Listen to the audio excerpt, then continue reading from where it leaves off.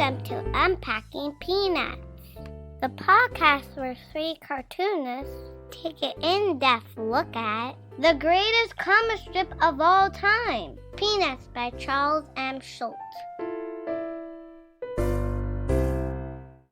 Hey everybody, welcome back to the show. It's Unpacking Peanuts, the show where we look deep at Charles Schulz's comic strip masterpiece, Peanuts.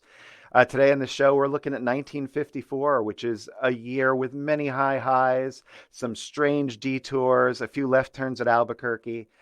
I'm your host, I'm Jimmy Gownley. If you know me, you might know me from my comic book series, Amelia Rules, or my graphic novels, The Dumbest Idea Ever, 7 Good Reasons Not to Grow Up.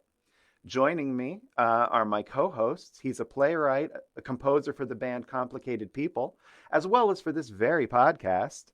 And he's the cartoonist behind such great strips as Strange Attractors, Tangled River, and A Gathering of Spells, Michael Cohen. Hello there. And executive producer and writer for the classic TV show Mystery Science Theater 3000, former vice president of Archie Comics, and current creator of the Instagram strip Sweetest Beasts, Harold Buchholz. Hello.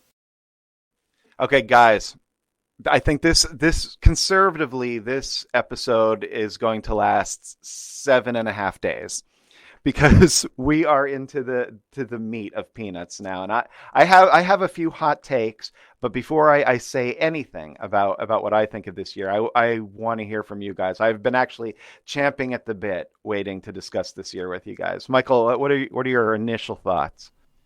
Definitely, he's nailed the Sundays, and it's amazing because, like, with a few exceptions, they're all absolutely brilliant. And I was a little surprised because I was always thinking that Schulz got into his absolute prime with Peanuts around 56, and I was just surprised how many, absolute home run strips there were, especially the Sundays. And there were some real serious missteps, which we'll talk about later. Yeah, it is definitely a year of extremes, which is, I think, one of the reasons we could talk about it for so long. Harold, what are your takeaways? Yeah, I get the sense he's had so much change in his life, and over the first 3-4 years he's working on this strip, and this is, I think, more of the same in a sense for Schulz. I think there's less change for him this year than any of the years up to this point, where he's really maybe able to focus on the strip without having to address some new issue or new addition to his life. So, he's introducing some new characters, and he's just perfecting his craft at this year, it seems to me. So I know we're going to talk about this in detail when we go through the strips one by one, but I want to talk with you guys about some of those left turns that he takes this year, because it seems to me we've been watching, over the course of the last few episodes for us, him gradually adding these little building blocks to the strip, and some of them really stick and become a part of the fabric that we think of forever and ever. And some of them stick around for a little while before fading away. But none of them feel wildly out of place or like wildly off the mark. I mean, the closest thing for me from the earlier ones would be Violet's Mud Pies, which I think he thinks is funnier than I personally do. But it doesn't feel outside the world of Peanuts. But he does some things this year which are really outside of what we think of as Peanuts, and they don't work. Well, I mean, what do you think it is when everything else is operating at that unbelievably high level of creativity? The new stuff, the new ideas aren't clicking. I wonder what that's about. I think he's getting bolder. I think he's getting bolder in trying new things and leaping off from where he is and going somewhere new, and I at least in one case. Is there any chance that the syndicate asked him to do more continuity on the Sunday strips? I think there has to be some sort of external reason. And what Michael's talking about right now, we'll get into detail later, but it's Lucy's first and only golf tournament in this style anyway, thankfully. And I have, so if I was a conspiracy theorist, I have a lot to say about that sequence, because I do. Yeah, I have a lame theory myself. Do you? It feels to me Yeah. like it's so far outside of anything that exists before or after in Peanuts that there has to be some extenuating circumstances around its creation because it's so weird. Yeah, yeah. There's several things he does in the first of these strips that he'd never done before, and I think it runs 4 or 5 Sundays. It's not Peanuts anymore, and he must have realized that because he never did anything like this again. So you're Yeah. gonna have to just wait and see what we're talking about. The continuity, as much as there's and we could tell you, well, there's no spoilers at this point, and we'll talk about them one by one. But it's Lucy at a golf tournament. There's adults. It's drawn very differently, and it turns into a true continuity strip where it's not attempting to make a punchline really at the end. It's just getting you to come back to see what happens at the golf tournament the next week. It's a completely different vibe. And he does some other things, Oh, this is the year of Charlotte Braun. And I do understand and agree with what Harold's saying that, yeah, this is a guy who is really, really going for it. And back to one of my few metaphors that I apply to everything, but in baseball, if you want to be a home run hitter, you're also going to strike out a lot. And I think that's a lot what we're seeing here. There's a lot of confidence in this year. Yeah, but strangely enough, I mean, he always moved the strip forward, and it was very important to him to keep it fresh and try new things. It's just this year, I think there's two very obvious flubs, and I can't think of any other year where anything like that happens, where it's clearly a serious mistake and he never does it again. Right. Yeah. Although I'm really grateful for those flubs. Oh, well, this is interesting because once Fantagraphics reprints the entire thing from beginning to end, the way we interact with Peanuts as a work of art changes, right? I mean, Yeah. Schulz was drawing these things saying, there one day it'll be in the newspaper and then it'll be gone, and then I can decide what gets remembered, what gets put into a book and gets reprinted and sent around the world in that format. But because of his achievement, primarily through the strips that we know that have been reprinted 18 million times, it's considered this great masterpiece. And now we want to see every single thing. So now we have every single thing, and there was sometimes a reason that they were cut. Yeah. So it's Mr. Moonlight. Yes. Why did they do that? Why? No, that's an interesting point, Jim, because not only are we experiencing Peanuts in this collective form, but so is Schulz. He probably didn't have that experience until the first books came out, which was 52, and he's seeing to some extent the comic strips being published in a serial form in comic books as well. So he, like us, is kind of experimenting in his mind with how people engage with his strip now in a different way, not just on this daily basis, but also it's something he's experiencing like we are, that you can also read him a whole bunch of things together, and that must change the way you view what you create. I just put out a little book of my Sweetest Beast strips from Instagram, and reading them together was a fairly new thing, just one after the other, turning the page, and it has changed the way I consider approaching the strip. Oh, really? That's interesting. Well, what decisions did it make you make? I think the sense of repetition and the sense of something that is only four panels. If you don't mix up the composition in the panels, or you keep the same colors, that's okay for 4 panels, but for 40, like, I could put some pink in there. Right. Well, actually, now that I think about this, Michael, when you were doing Tangled River, that was being posted one page at a time.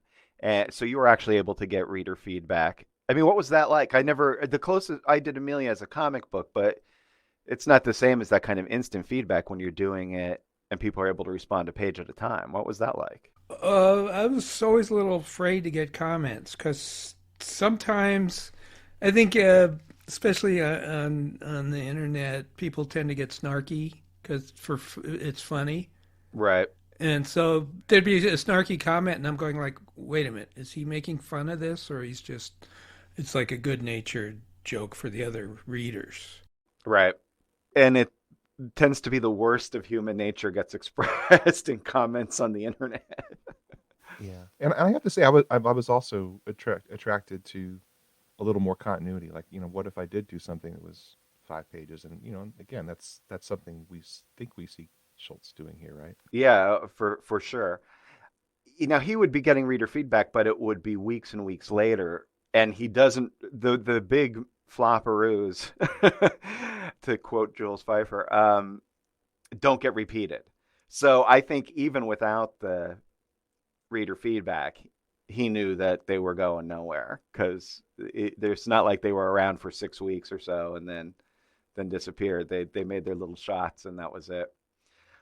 But it's crazy because the rest of the stuff, we're going to have shows that end up being days long, because we aren't, like Michael said, this is not what I would have previously considered the beginning of the peak of Peanuts. And we're at the point where it's just classic after classic. And again, so many great Sundays. Yeah. It seems just like he's really inspired by the form of the Sundays. I'm not sure what drew. Maybe that's the part of cartooning he was actually originally attracted to the most, with things like, Prince Valiant and those, again, Crazy Cat, stuff like that. And again, that if he's experiencing that, look what I can do with, with 10 or 12 panels, maybe that's why we're seeing him think, hey, what could I do with 48 panels? Right. Yeah, and he's even breaking up the 4 panels. He's not going so far as to change the size of panels, but he will subdivide on the daily strip the 4 equal panels into like 8 equal panels, which he experiments with a few times with, varied success. But it's interesting. I think that he's trying at least a little bit to break out of the 4 panels that he was given by the syndicate. Pretty short order, though, he abandons that as well and just succumbs to it, I think. Okay, so that's where we are in 1954. Why don't we take a break right now, and then when we come back, we will go through our picks for the best, funniest, most interesting, and most historic strips of 1954. So we'll see you after the break. And we're back with Unpacking Peanuts. I'm Jimmy Gownley.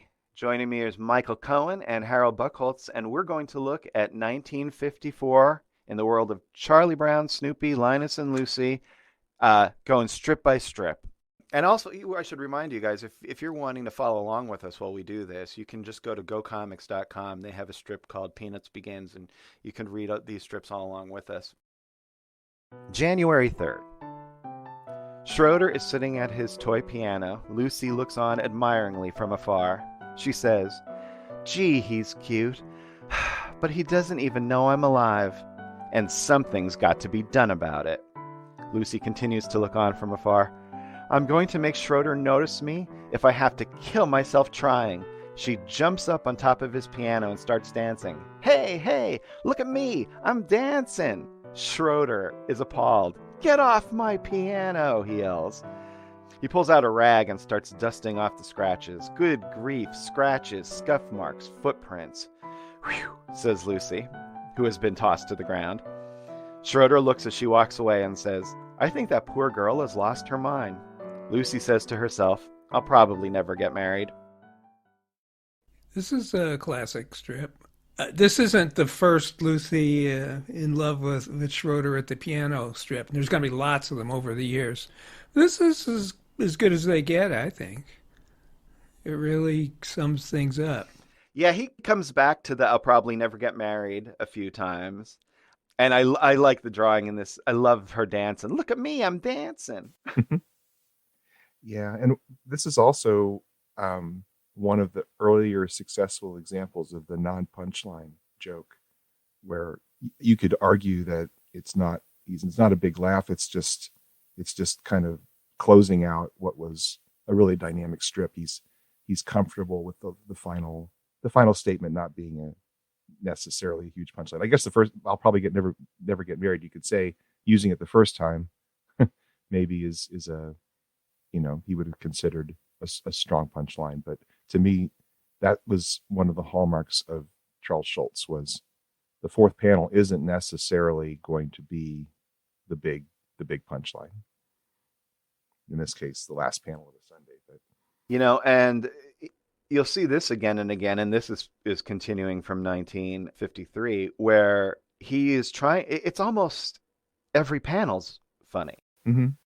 The top tier, which gets removed, has its own punchline, which is really, it's not a punchline in the traditional sense, but if you know Lucy, it's hilarious.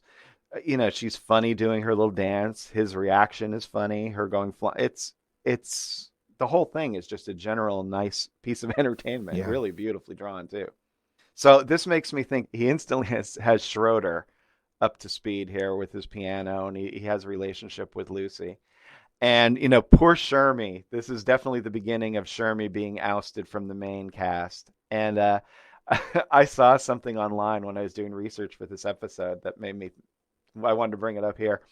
Apparently, if you wrote in and requested a booklet because you purchased the first Peanuts collection, you would get this little thing in the mail, and it was like a mini comic essentially with the Peanuts cast drawn by Charles Schulz, but watercolor washed, like in his Saturday Evening Post style. Wow. They look like little New Yorker cartoon. Oh, they're gorgeous, and you can see the originals online at Heritage Auctions website. Mm-hmm. But he has each of the characters in some sort of pose or setting that indicates their personality. Snoopy has a big smile, and he's in front of his doghouse with a TV antenna.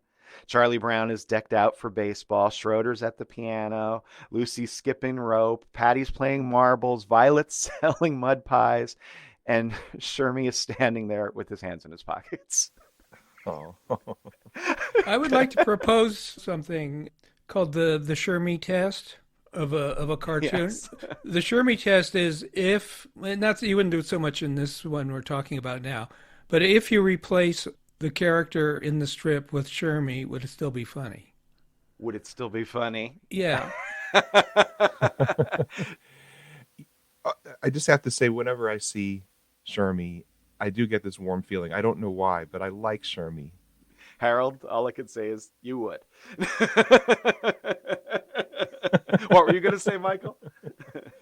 I have a Shermy button. I do too. I do. I like him too. What were you going to say before that, Michael? No, but the fact is, to pass the Shermy test, because I think these jokes are character specific. Yeah.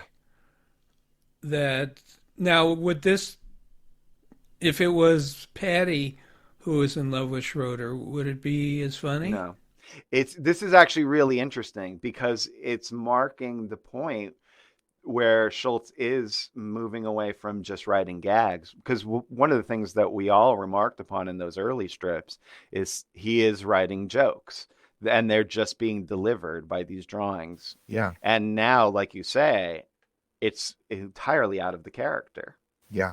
That's interesting, but we'll see that. Let's see if there's some that are just funny, punchline-y jokes. We'll apply the Shermy test and see if that works. It's interesting. Unfortunately, I think I have a funny punchline-y joke I do call out, Okay. but it has Shermy in it, so sorry. Well, it passes the Shermy test, I guess. January 7th. Patty and Charlie Brown stand outside in the snow. They have just made a snowman. Patty says to Charlie Brown, "That snowman is just as much mine as it is yours." She continues, pointing at Charlie Brown and yelling, "In fact, Charlie Brown, if you don't look out, I'm just liable to take my half and go home." Charlie Brown answers, "Oh, ho, ho, ho, you wouldn't dare." Patty says, "Wouldn't I?" Charlie Brown confidently says, "Uh-uh." The last panel, we see the snowman cut in half, and Charlie Brown looks out at us, chagrined. We have to point out that it was cut down vertically. Yes, it was cut down vertically, yes. Although I will say she got the carrot. Oh, that's true. So that's a little more than half. We should have pointed this out last year, but we didn't really do any of the snowman strips. But one of the big parts of Calvin and Hobbes is Calvin's snowman art. And that is a direct lift from 1953 Charlie Brown making weird snowmen. So I'm calling you out, Bill Watterson. What you gonna want it? If you didn't completely steal that from Charles Schulz, why don't you come on our podcast and defend yourself? There you go. Oh, he's doing it. Who can let that just lie? He's doing it. The thing that struck me in this strip, in the third panel, we see all four panels. We see, well, first three panels we see Charlie Brown and Patty, and then we move into what you could say, I guess, is a medium shot of them, close up, and the word balloons aren't hanging from the top of the strip. They, well, at least Charlie Brown's is not, and that variation was really striking. That I just thought it was a really nicely drawn and composed panel, but it made me start to think about Peanuts, that over 99% of his panels at this point, at least, are always long shots. You see everything of every character. And I just wanted to throw out there, why do you think Schulz did that? And what do you think is there an impact for the reader when you're always seeing them in this kind of tableau, like in a theater, where you're seeing the full body from a distance versus, doing close-up shots of heads and this and that, the way at least some other cartoonists do? Well, in some ways, it sort of helps reinforce the rhythm of the four panels. It feels like that's unchanging, and in many instances the camera is also unchanging.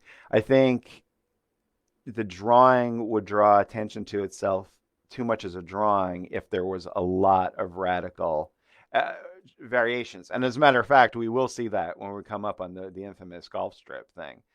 And also sometimes just comedy is better in just a wide shot in a cartoon.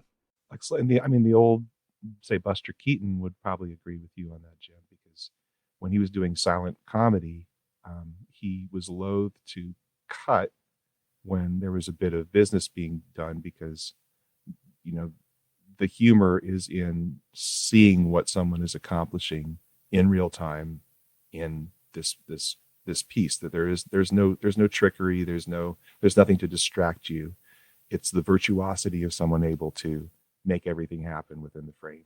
Yeah, and he is a virtuoso. I mean, he can really compose a panel. All of these panels are really beautifully drawn. Yeah. January 8th. Lucy is reading a book to herself. The boy is lying on the grass. The grass is green. The boy is looking up at the sky. The sky is blue. She tosses the book over her shoulder and walks away. I can't stand books that have a lot of description. Pretty funny, I would think. Yeah, it is very funny and very nice lettering. Going for a serif lettering, which you don't see often. Giant serif lettering. Yeah, again, this is his Dan Clausen influence retroactively coming to the fore here. Just in case anyone doesn't know who that reference is, he's a cartoonist from the late 80s, so obviously the influence goes the other way. January 17th. Linus is crawling around on all fours in his living room. He says to himself, "Big kids drive me crazy." "Well, I'll be," he says, coming into a room filled with toys. "I can't believe it. All these toys and nobody around. No big kids to take things away from me, just when I'm starting to have fun." Linus smiles and starts playing with the toys. He says, "I can't stand big kids. I can't get over it. All these toys and nobody around." "Oh, good grief," he says. "Here they come." He ducks for cover. "Big kids!" The entire gang runs past. In the last panel, we see Linus sitting alone, all the toys gone. He sighs to himself. This is really great. Yeah, so this is a very articulate Linus. Have we had Linus able to articulate kind of his deeper thoughts before? Has it happened before? I can't remember. No. And one thing I did notice this year is Schulz keeps aging and de-aging Linus. Mm-hmm. Yeah, this is a point where it is word balloons rather than thought balloons, but you can read that as he's alone, so it doesn't matter. Mm-hmm. Yeah, this is really sophisticated, adult language, and he doesn't do this again anytime this year. Yeah, and you really, at least I really feel for Linus in this strip. He's this little kid is, we've seen him non-verbally being abused and being verbally abused by Lucy earlier on, but we haven't really gotten into his head verbally before, and I think it just magnifies the impact of this little kid, where because he's a little kid, he's just constantly thwarted in having anything happen. He seems to live in this interior world by himself and almost by necessity. We did have that one strip last year that I really liked, that was him and Snoopy sitting side by side, and Linus initiates tickling Snoopy, which Snoopy doesn't like initially, but then Snoopy thinks better of it and just tickles him back, and they both have this lovely little moment. That's the first and only time I think we have seen up until now where Linus has triumphed in some way, where he's connected with someone, or he was able to see through something that made himself happy. And so this is kind of an extension of the little boy being just overlooked, abused, mistreated by the other kids. It's a beautifully drawn strip. It harkens back to the 5 and 10 store where we saw all the little toys that he drew in the shelves at the little Woolworths there. Now they're all back home and have been played with, and I love it when he puts all that detail in. And of course, the other panel I love is the next to the last one with the whole gang. It's Patty, Violet, Charlie Brown, Shermie, and Lucy running in to get the toys, and it's just gorgeous.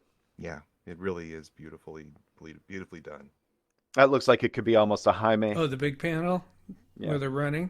Yeah. It looks like the line looks a little thicker. I wonder if he actually blew it up. Oh, then other Sunday strips? Well, just the other panels.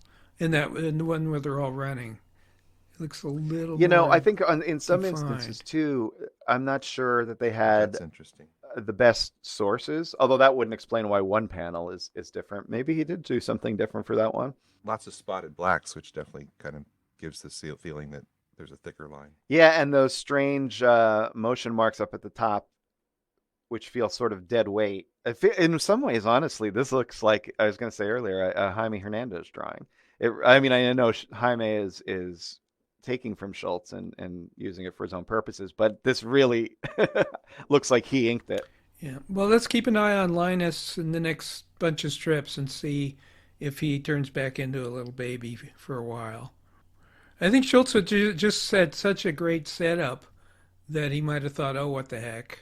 Let's give Linus some sophisticated thoughts for once. Yeah, he's still crawling in this one. So yeah, it's that classic Schulz mixing something that is sophisticated with something that is very, very childlike.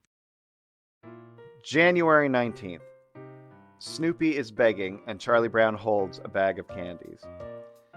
He says to Snoopy, "You don't expect to get anything when you sit up like that, do you? Get some expression. Sit up straight. That's the way." Snoopy now sits up straighter with a smile on his face. Charlie Brown walks away and tosses the bag over his shoulder. Incidentally, the candy's all gone. We now see Snoopy standing alone, still sitting up on his hind paws, but now looking forlorn. That is such a funny image of him in the last panel. Yeah, which by the way mirrors the first panel. Right? Oh, he's even more. He's like stunned. Well, first of all, Charlie Brown doesn't do a whole lot of these cruel things. I don't think he's doing it on purpose. Is Earlier he? on, he did. It looks like he's just focused on teaching Snoopy something, and Snoopy is the one who's assuming that there's candy in his bag. Oh, I think he's being cruel. I would definitely disagree on this. Just looking at how he set it up, Charlie Brown is just focused on Snoopy's behavior, and he's trying to teach him something, and then he's like, No, because he's, yeah, definitely. Okay. It's nice that you think the best of Charlie Brown, but no. January 24th. Lucy kicks a box of cookies out of Linus's hands. "That's what I think of your box of cookies." She kicks Schroeder's piano, saying, "That's what I think of your old piano." She kicks Violet's collection of stamps, saying, "That's what I think of your stamp collection." She kicks over Charlie Brown's puzzle, and "That's what I think of your old picture puzzle."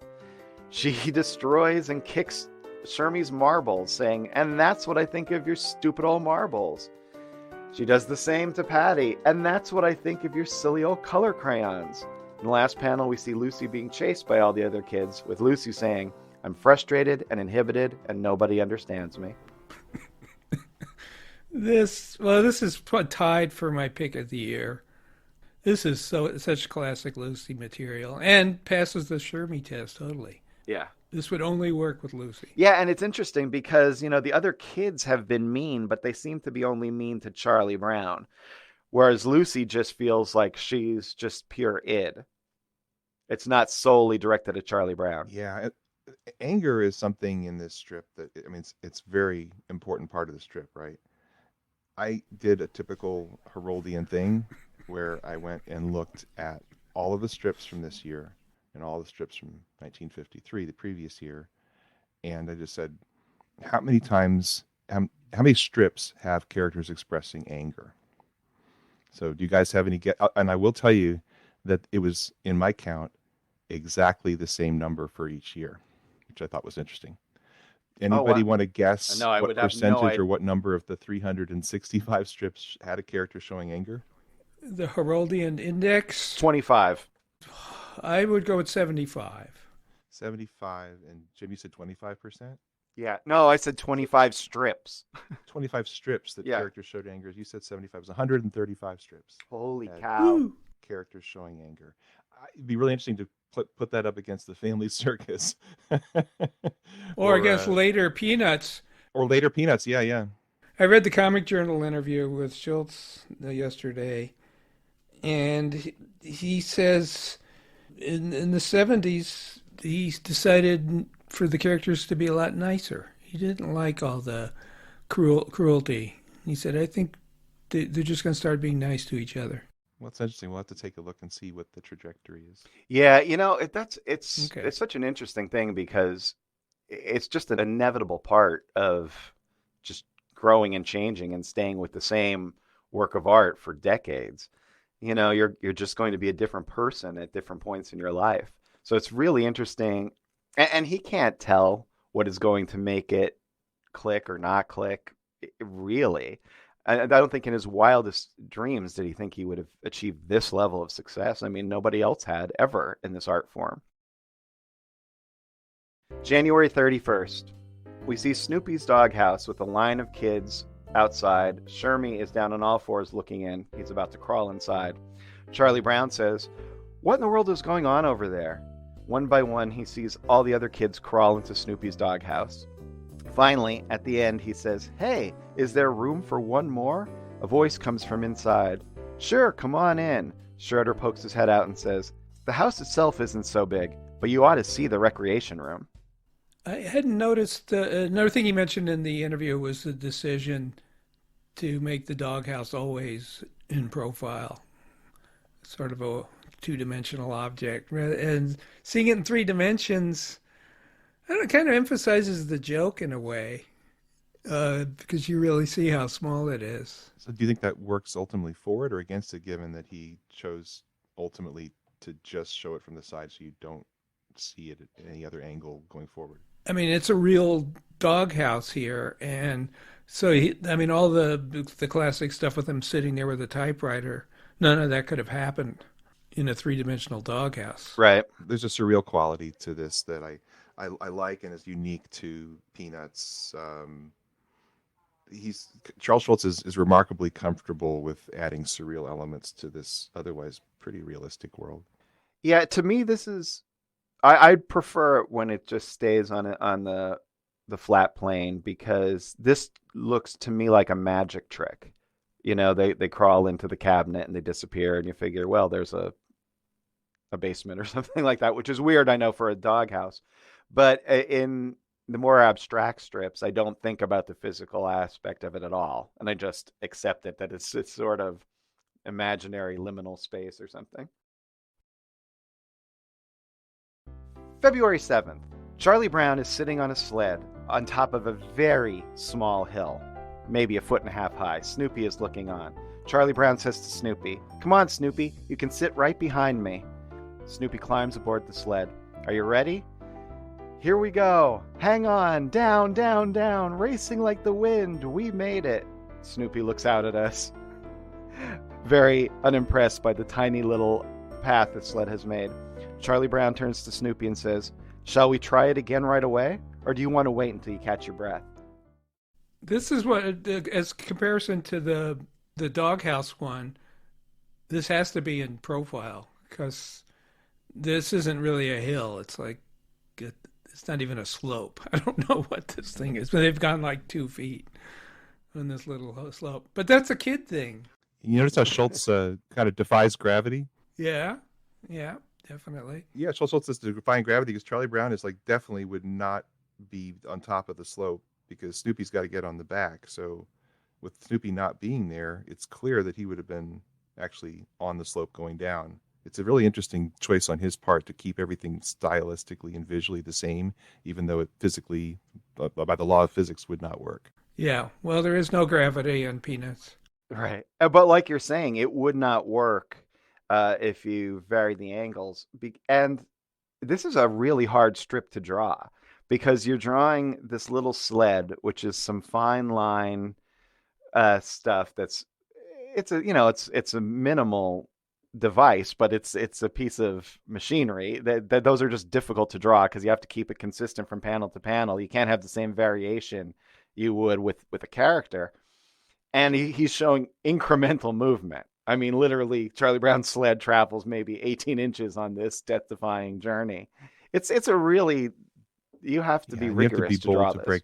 Break the rules. He knows what works in a comic strip. I think I've got a strip coming up as well that kind of deals with this strange, the rules of comics and what you can get away with in comics when it comes to time and space and physics. Yeah, it's amazing how much formal stuff he does, considering how much just limitations are placed on him that he can't change. It's really impressive. February 11th, Charlie Brown is sitting outside on his curb. Violet is very happy and says, "When I grow up, I want to be a nurse." Charlie Brown looks at her and says, "That's fine." She sits down next to Charlie Brown and asks him, "What do you want to be when you grow up, Charlie Brown?" Charlie Brown says, "Perfect." This is more Charlie Brown trying to be perfect, trying to come across as perfect, but he's a little more melancholy, I think, about it than he has been in the last 2 years. The confidence seems to kind of be slowly running away from Charlie Brown, and the Charlie Brown that we're used to seeing seems to be emerging here.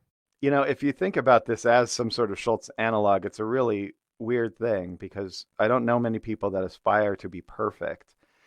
But maybe it explains his ambitious nature trying to become such a great cartoonist because it's a pretty odd goal. What do you want to be? Perfect. Well, and if he really does feel that way, then no wonder there's anger.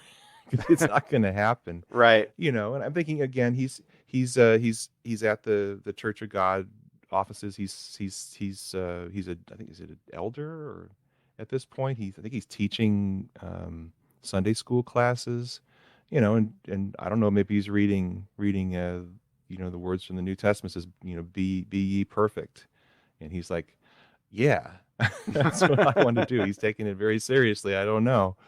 But, it's really fascinating to see him just, he's shooting for perfection in the strip. You kind of get that sense, and he's doing a really good job, but it's not enough if you want to be perfect.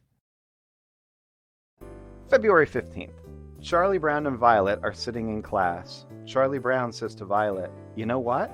"What?" Charlie Brown says, "My grandfather says when he went to school, he used to dunk the girls' pigtails in the inkwell." Violet stands up, turns around, and yells at Charlie Brown, saying, "If you try that, I'll knock you clear across the room."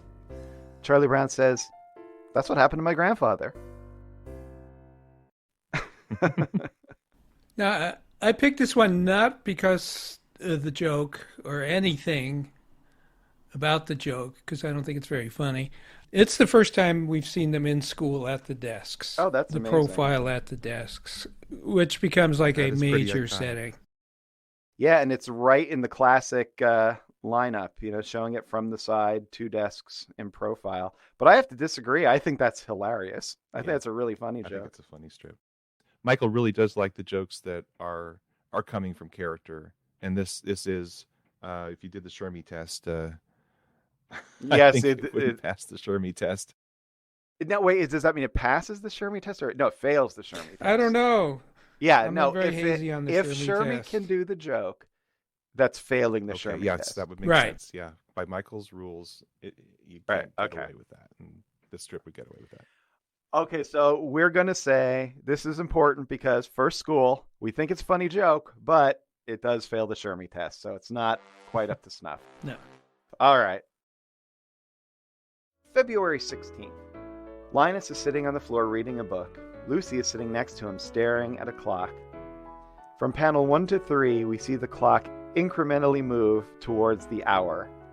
When it strikes 7 o'clock, Lucy turns to Linus and screams, "Bedtime!"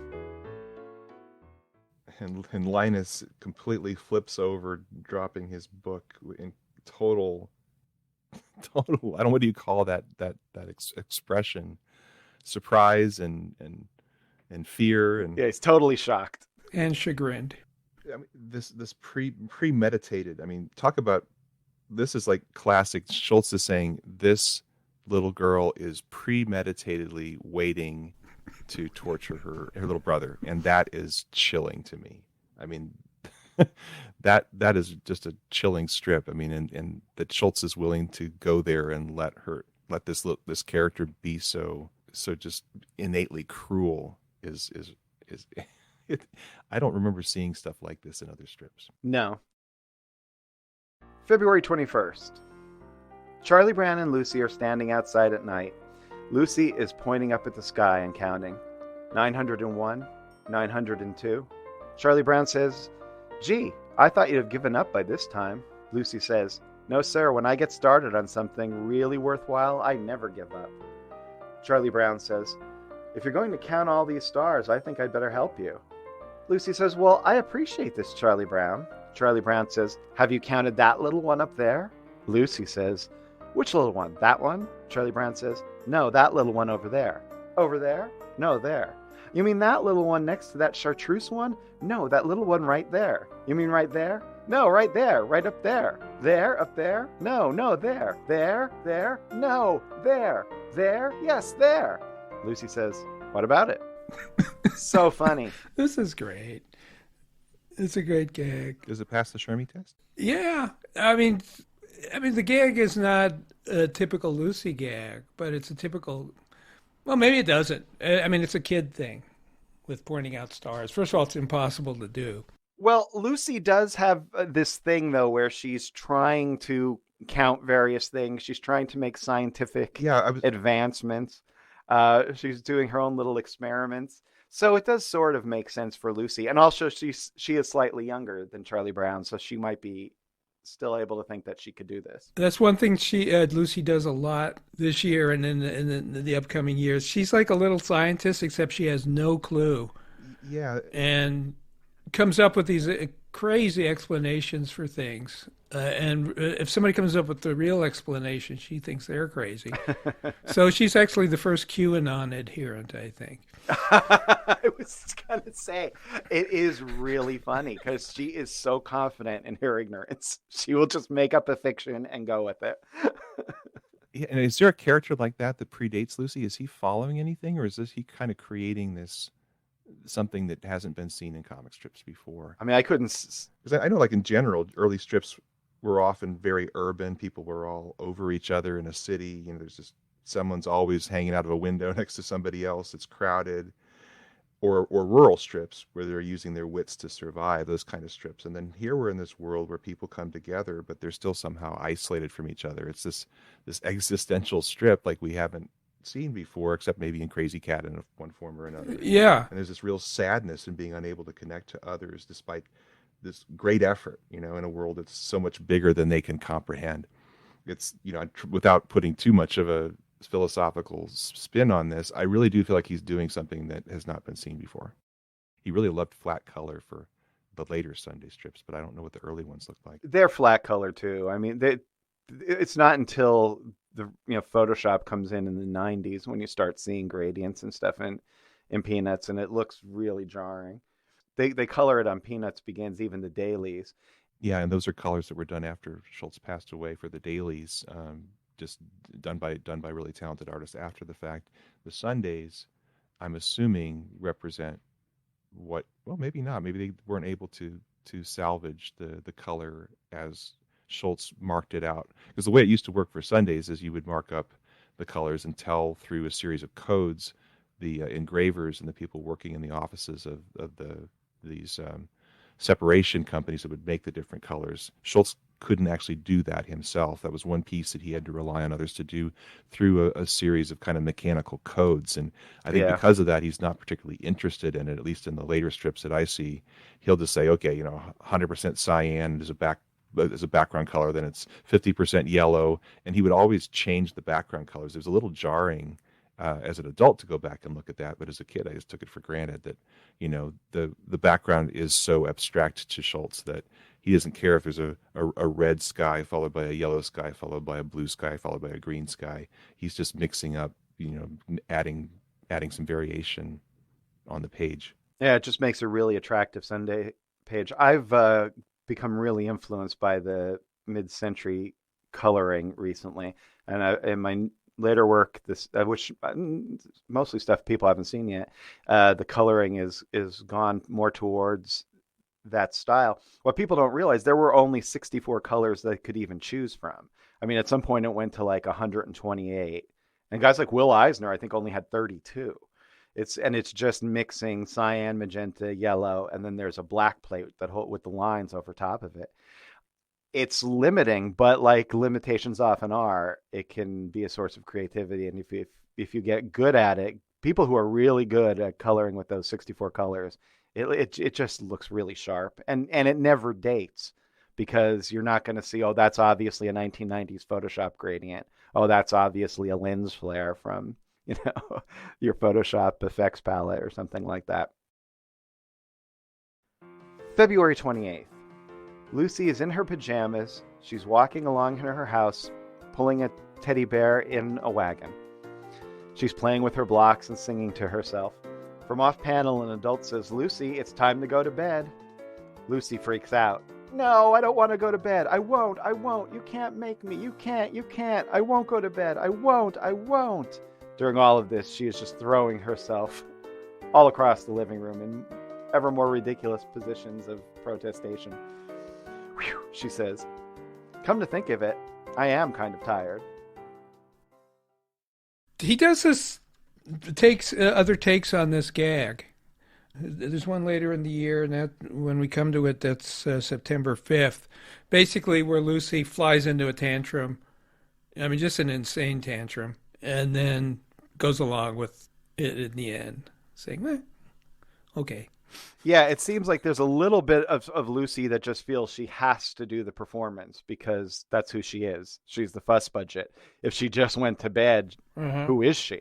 Yeah, these work so well. It's almost like you could make a bedspread out of this strip. Right. It just is beautifully designed. Really good. And so much fun.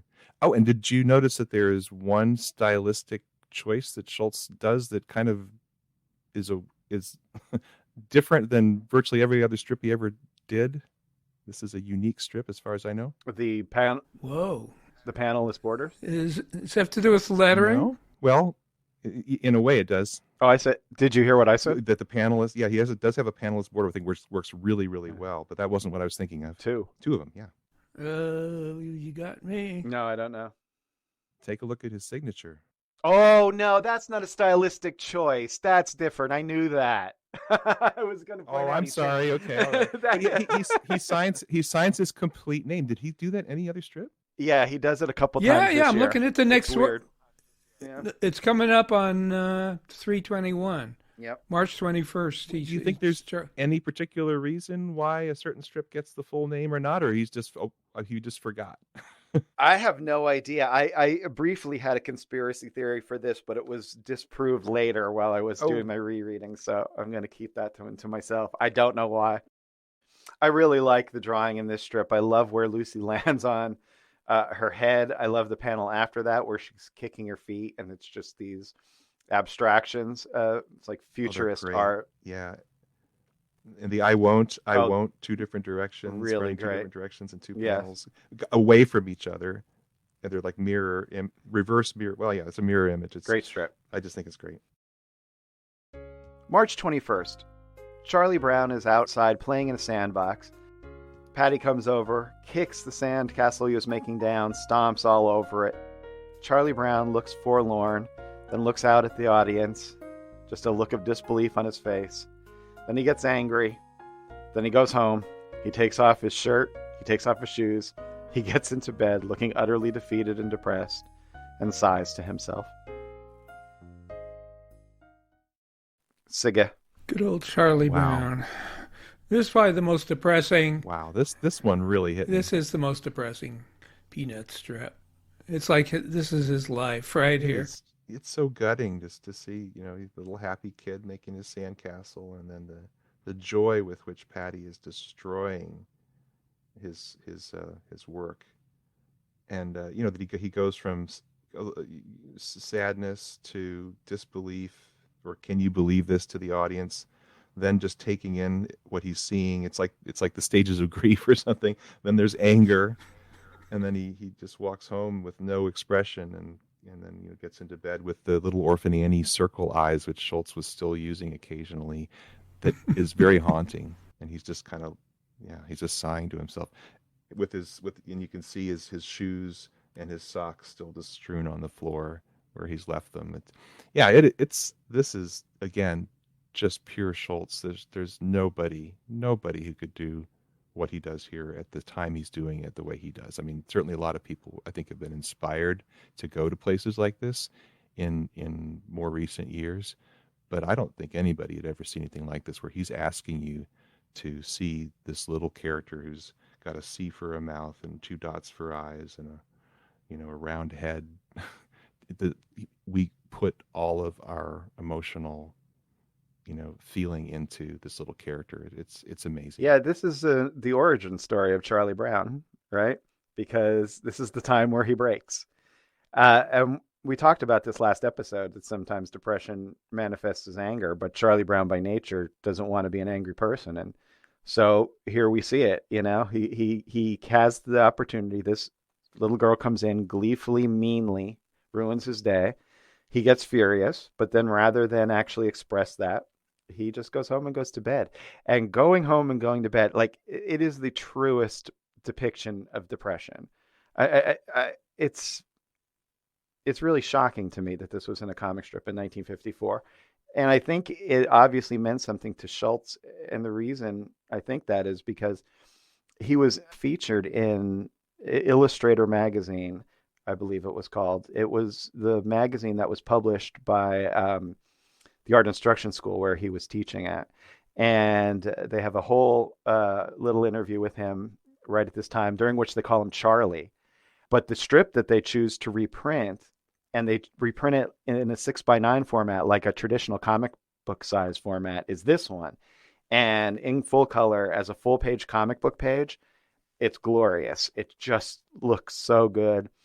And I mean, I think as an example of what a comic strip is capable of, even now, but especially at that time, this is light years beyond anything else. Yeah, and again, going back to that, he wants to be perfect, and it's like, well, how do you deal with imperfect people if you're trying to be perfect? You're not allowed to be angry. Right. Charles Schulz won't let Charlie Brown, ultimately, that being his primary expression. Yeah, it's complex. Yeah, and it's this feeling of there's no way out. My only options are to be angry, which I don't want to be, or to be depressed, which I don't want to be. But I'll choose depressed because that only affects me, seemingly. Yeah, again, going back to the the biblical admonition, in your anger don't sin. It's like, oh, so what do I have left? So what I have left is just to sit here and be depressed. Yeah, it's a glorious, glorious strip. And on a little note, really fun lettering. And you get to see that in the next to last panel, Charlie Brown really could not put on or take off a shirt or do much of anything with those little arms. So he has to fudge it a little bit to get that over Charlie Brown's head. And if you just isolate that one panel, it's kind of levitating off. It almost looks like a South Park. Like if you zoom in close, it's to the point of abstraction. Yeah, I mean, look at how long those little arms are and where Right. the elbow is. It's an odd, but Yeah. you buy it when you're reading it. But this little body could take his shirt off. Sure, absolutely, and it's it's expressionistic. March 23rd. Violet is sitting at her mud pie stand. Charlie Brown says to her, "Something new, you say?" Violet says, "Uh-huh, sanitary mud pies." Charlie Brown says, "I don't get it." Violet says, "Untouched by human hands." The reason I picked this is because Violet would have crushed it during the pandemic. She is inventing no contact delivery She's an innovator. decades before anyone thought of it. So I think she is absolutely an innovator. The other thing I wanted to point out just briefly is if we go to April 6th, it's Charlie Brown listening to the radio, and it's revealed that he's just listening to static. But the way he draws static, I just thought was really great. He did a visual representation of static rather than doing like hiss through lettering or something like that. But it makes a really sharp looking strip. It's something he did here. It does make appearances now and again as kind of an expressionistic device, sometimes representing frustration over a character's head. But I just thought that was a nice little modernist touch. It looks like an art instruction school assignment. In what way? Well, the try to put the lines together in designs as close to each other without touching the other line. Draw multiples of this particular thing in different shapes. Yeah. And yeah, it just made me think of it. This was an exercise he might have had on paper, and he's like, "Wait a second." Yeah, it's He's up in the penthouse at this point in the art instruction school's building, which is pretty cool. Yeah, nice work if you can get it. April 11th. Snoopy, Lucy, and Schroeder are all standing in the rain. Lucy and Schroeder have baseball equipment. Lucy says, "I think we'd better quit." Schroeder says, "I do too." Charlie Brown looks up at the pouring rain and says, "It's going to clear up." Charlie Brown continues, "I think it's going to clear up." Violet says, "You're out of your mind, Charlie Brown." It's continuing to rain as the kids run home. Violet yells, "We're going home." Charlie Brown says, "But it's going to clear up." He continues chasing the kids as they run away. Patty and Snoopy run. "It's going to clear up. It's going to clear up. It's going to clear up." Finally, Charlie Brown is left alone in a downpour, the baseball field completely washed away, and he still says, "It's going to clear up." This is really gorgeous. I mean, the way he's leaving like little white streaks in everybody's black hair, just representing them getting wet in the rain. And it says something about Charlie Brown. Even though he went home and crawled into bed previously, he's standing up for his belief here, his optimistic belief. And ultimately, he will be proven right. Yeah, in the fullness of time, it will come to pass. It will. It will. The second and third to last panels have, like Michael's saying, he's experimenting with how to represent the rain, and Shermy and Schroeder are running off, and you have these kind of I don't know, the uneven ground of the mud, and what they're running over. He uses darker lines to kind of represent, if not a shadow, it just kind of feels like they are in the mud. They're running through it. And then that second to last panel, there's a splash from Shermy that is just beautifully done. I mean, there are a lot of creative things Schulz you really don't see again in the other strips, but just for this strip, he innovated a lot of things with line work, which is beautiful. I love all the baseball strips because it really evokes my childhood. We played so much pickup baseball. Oh, you did? I love it. Oh yeah, So this was like, so nobody's making this happen. You're figuring out ways to get a team together to go against another team, and just the kids. Well, we had Little League too. I played Little League, Teener League, and then into high school. I quit sophomore year when I realized I was terrible at baseball. But yeah, we would, once like the baseball season would be over in June, the Little League season, and then we just play ourselves, or it would be a bicycle, and through the handlebars you'd have your bat, and on your bat would be hanging your mitt, and then you would jam a basketball up the bicycle frame between your legs, so you could, in case you needed to play basketball, and then if you had to, you could hold a football under your arm because you never knew what you needed to do. And that would be it from from 11 in the morning when there was free lunch till it got dark every day. Wow. My experience was I realized I was terrible at baseball at the wiffle ball stage, so I just have to kind of watch these strips as an outsider. Wiffle ball's a whole own art form. We were also heavily into wiffle ball. Okay, yeah. Okay, I remember playing catch with my dad once. We had we would do kick. I think kickball was the thing on our Yeah. street, and Foursquare was the thing that was popular on the playground for a number of years. But yeah, baseball was not part of my life. So I just kind of I just have to watch the strips and Now, learn. you liked baseball though, Michael. You played, right? Yeah, I was good field, no hit. That's me. Yeah, I was terrified also because everyone's watching you. I played one game, and I got like a little dribbly single because I was like super fast. So I was on first base, and I thought, wow, because my dad was actually, I think it was an adult, like a father-son game or something. Uh-huh. Yeah, but I thought like, wow, I'm on first. Like that's like the coolest thing in the world, and people are watching. My dad comes up. My dad was like Superman. He just like knocked it like to the moon, basically. And I went like, oh, shut down again. Oh, but it's cool that your dad did it. That's pretty impressive. Yeah. Yeah, my dad was a great baseball player too. I was always grateful that he never held it against me. April 18th, Charlie Brown is pitching a ball to Patty. He says to her, "All you have to do is keep your eye on the ball." He looks at us and says, "Girls are a nuisance sometimes, but it's always a good idea to humor them." Charlie Brown tosses an underhand lob to Patty, who rears back to hit it. Charlie Brown says, "Okay, try and hit it." Pow! Patty does, knocking Charlie Brown backwards. Then as she runs to first, she tosses her bat away, hitting Charlie Brown in the back of the head. Then as she scores for her home run, her inside the park home run, I assume, she jumps on Charlie Brown's stomach. A home run. Oof. Charlie Brown is sitting dazed on the ground. Patty says, "Well, do you think I'm good enough to play on your team, Charlie Brown?" Charlie Brown says, "You'll never play on my team." Patty says, "But why not?" Charlie Brown answers, "Because I'm giving up the game," and he crawls away.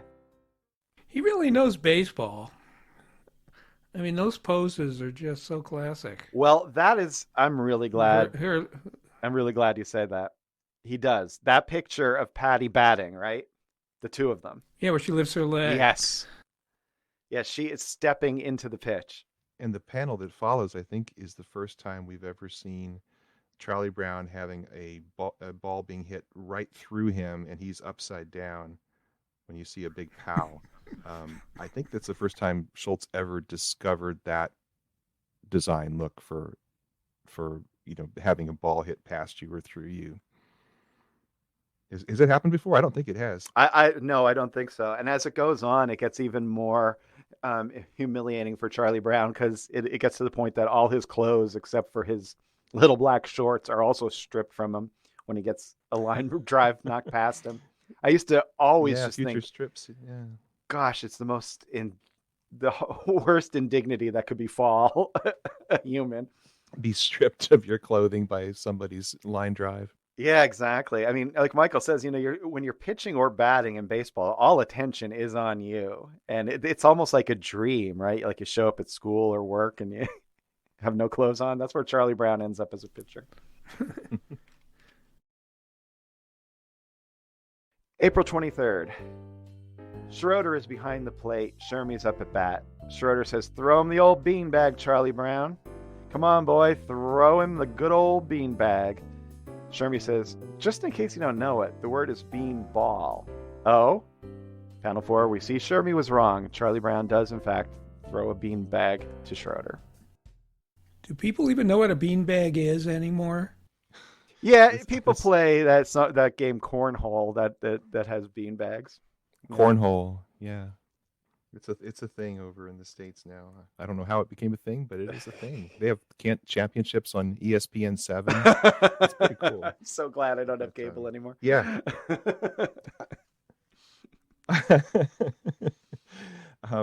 I nominated this strip for just something to bring up. I don't know why, but I absolutely love this strip. It's funny. I don't think it passes the Shermie test, but this to me is Charles Schulz's sense of humor that he has dating back to the Saturday Evening Post and with Little Folks and all of that. And I just it's just beautifully drawn and surprising and funny. I was just going to say, very rare strip without any of the big four in it. That's true. That's true. Thinking Charlie Brown, Lucy, Linus, or Snoopy. Now I Very wonder rare. why they gave it to Shermie. It also implies that Shermie's not on Charlie Brown's team. Because Charlie Brown's pitching. Well, there are no teams. Yeah. Well, here's the thing that I look at. No, Shermie's on retainer. You got to get some value out of this character.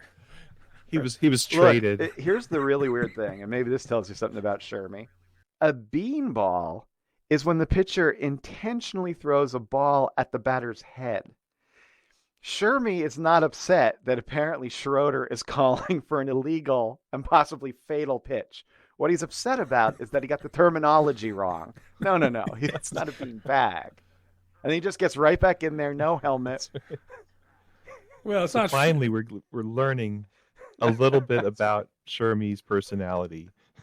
these little hints, you have to just scrape them away from the few appearances in this strip. Yeah, but a Charlie Brown beanball is not going to hurt. Yeah, it would somehow end up being a home run anyway. Yeah, and I think this is a strike and not a Yeah. and not a ball, from what I can tell. All right. So he didn't make. Comes up to cross the plate pretty well. We would have to do that occasionally, and not play with beanballs. But when we were playing wiffle ball, we used to play in the schoolyard, and that we would end up putting the balls on the roof by accident. Hit a foul ball or go up on the roof, and we'd run out of wiffle Right, balls. yeah, So yeah. then you're playing like with tennis balls that are going 500 feet. It's just absurd. Well, wait, so if you could get these onto the roof, does that mean you did the classic kid thing where you could actually hit a window? Oh, we broke many windows. Oh my gosh. Please, Harold. Oh my gosh. Yeah. I absolutely remember breaking a window. Both at my friend Mark's house. So the rule is, and then run. Oh, absolutely. No, we were too goody-goody for you that were because too. we were all going to Catholic school, so we'd go to hell. So we had it. I was evil. I tore down the street. Did you? Well, the problem was it caught up with me later. Oh, did it? Well, for me, I couldn't. I mean, it was right across the street from my house, like right across the street. So I would have gotten. It was your house. Yeah, basically. Yeah. Like, oh well. Oh man. So you have visceral reactions to these to these baseball strips. Oh, the coming up when Charlie Brown is like, "Oh, if only I grit my teeth." This is much later in the strip.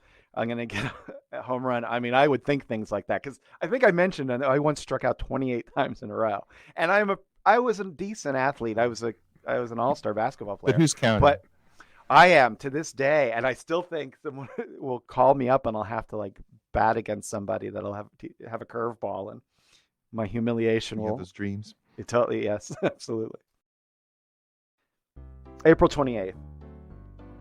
Charlie Brown presents a comic strip that he's drawn to Schroeder. He says, "How would you like to read my new human interest comic strip?" Schroeder's looking at it, and Charlie Brown narrates over his shoulder. "There's this little kid and his grandma, see? They're just about to starve to death when she comes up with a baked bean hot dish. The little kid wonders where the beans came from. Then he notices something. His bean bag is missing." Schroeder looks nonplussed. Charlie Brown walks away saying, "Humans that aren't interested in human interest comic strips aren't human." So this, in the annals of Peanuts beanbag strips, I think these are two of the finest. Yes. Yeah, the great beanbag motif. But this strip is, yeah, you got beanbags in it. We actually see a little visual representation of what Charlie Brown drew on his strip, which is kind of fun too. His little shorthand, far away 4-panel strip, just like Peanuts, that he's drawn. It looks like it's been folded. He probably sent it to the syndicate and folded it. I don't know how that works, but in any case, the real reason I brought this strip up is Charles Schulz is thinking about human interest strips. We know he loved Little Orphan Annie, and he loved strips that had long continuities like Thimble Theater and Popeye, and he admired the adventure strips, I think, just as much as the humor strips. And you work ahead probably 2 to 4 weeks typically on your Sundays versus your dailies. So here he's doing a strip on the 28th of April, and what we're going to see in about 11 days coming out in the Sunday strip is a human interest comic strip that Schulz is trying to do. So he's thinking about it here.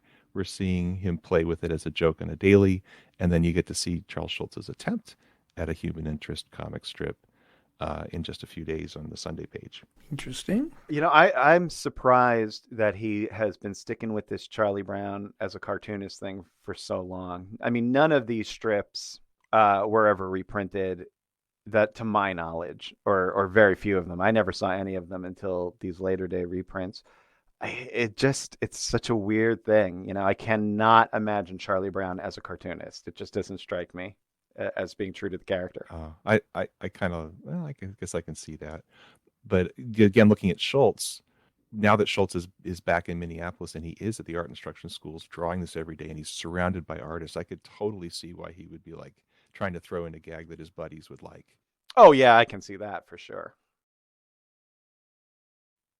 May 1st. Lucy and Charlie Brown are talking to each other outside. Each hold a pile of comic books. Lucy says, "How about trading a few comic books, Charlie Brown?" Charlie Brown answers, "I've only got 3. Mangle comics, disease comics, and gory comics." Lucy says, "That's fine. Here, take 3 of mine." Charlie Brown looks at them. "The little bunnies, Billy Bluebird, the funny foxes." He runs after Lucy. "Hey!" So this is a sequel to our comic book strip from last year. Yeah, well, Schulz says he was buying comic books in those days. He really liked comic books.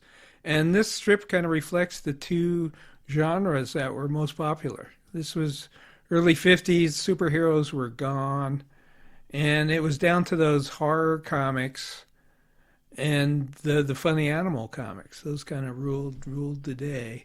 Yeah, I love this strip. I'm glad you nominated it. I held myself back on it just because I felt it was kind of personal, because I tend to draw the little bunnies, Billy Bluebird and the funny foxes. I mean, that's you check out my Sweetest Beast comic on Instagram. It's called Sweetest Beast. It's about a little lion and a little lamb getting along with each other. So I totally I totally feel like this is a strip for me. I do want to point out another thing which is fascinating. This is 1954. This is when comics are under the greatest scrutiny they have ever been in American culture, because this is the and I don't know how he did this, but so this is May 1st. He works probably about 4 weeks or so ahead, but he probably knew these trials were coming, or he was thinking about it. The trials about these gory, mangled, diseasey comics that were out. There were like horror hearings, we should say that, and very violent. Right. Comics, I mean, they were comics. Yeah. Yes, it was the Senate hearings, and there were that were known as the Kefauver hearings. You could check it out on Google, but they started on April 22nd, 1954.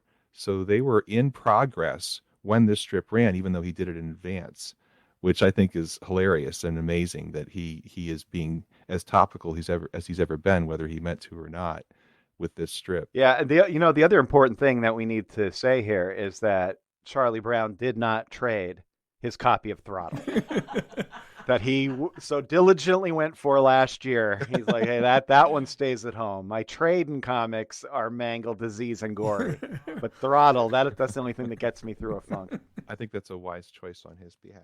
Yeah. Now, Schulz did say that he hated superhero comics.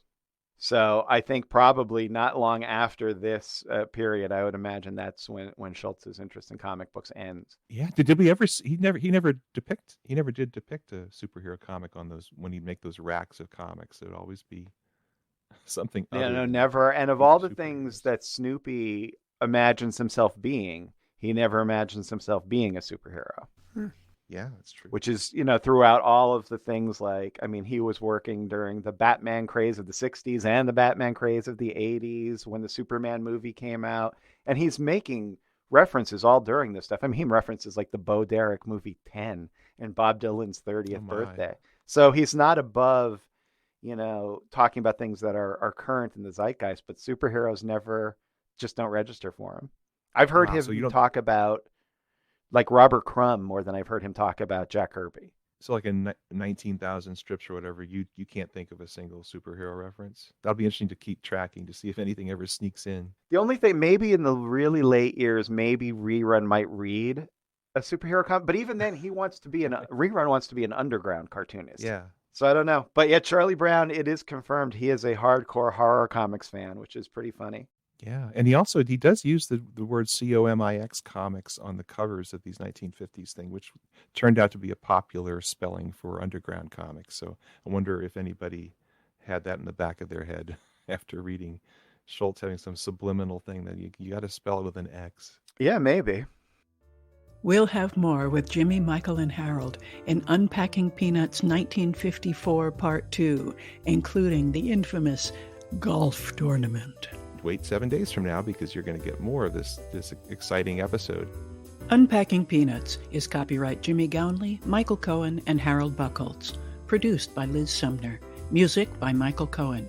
Additional voiceover by Aziza Shakrala Clark. For more from the show, follow Unpack Peanuts on Instagram and Twitter.